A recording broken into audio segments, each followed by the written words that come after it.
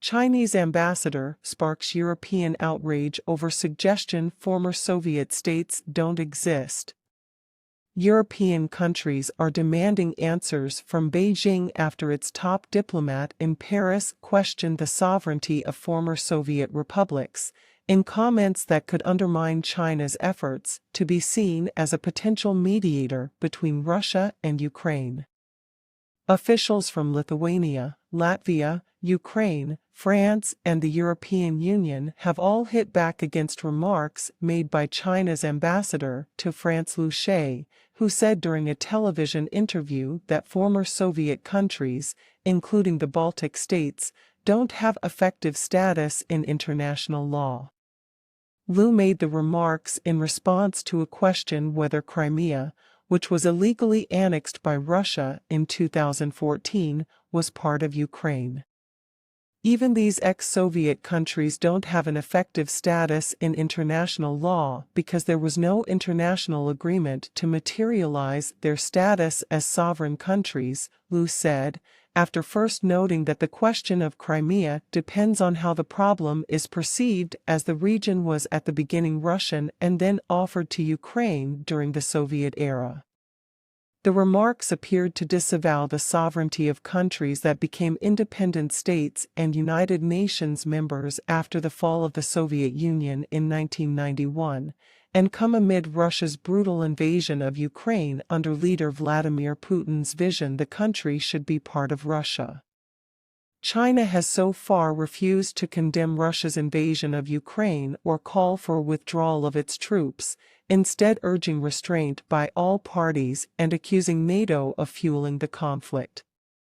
It has also continued to deepen diplomatic and economic ties with Moscow.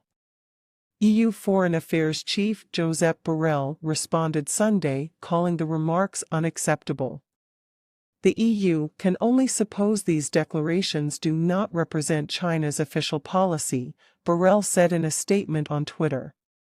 France also responded Sunday, with its foreign ministry stating its full solidarity with all the allied countries affected and calling on China to clarify whether these comments reflect its position, according to Reuters.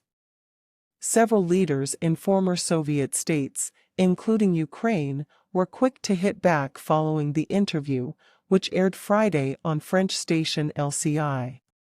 Latvian Foreign Minister Edgars Rinkēvičs called for an explanation from the Chinese side and complete retraction of this statement in a post on Twitter Saturday.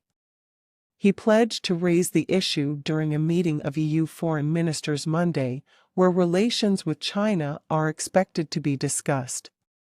It is strange to hear an absurd version of the history of Crimea from a representative of a country that is scrupulous about its 1,000-year history, Mikhailo Podolyak, an advisor to Ukraine's presidential administration, also wrote on Twitter.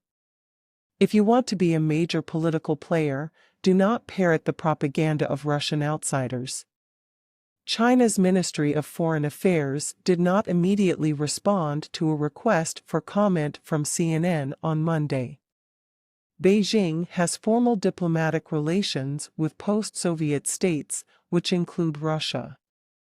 China's European ties. This is not the first time that Lu, a prominent voice among China's so-called aggressive wolf warrior diplomats, has sparked controversy for his views. But they place Beijing under the spotlight at a particularly sensitive moment for its European diplomacy.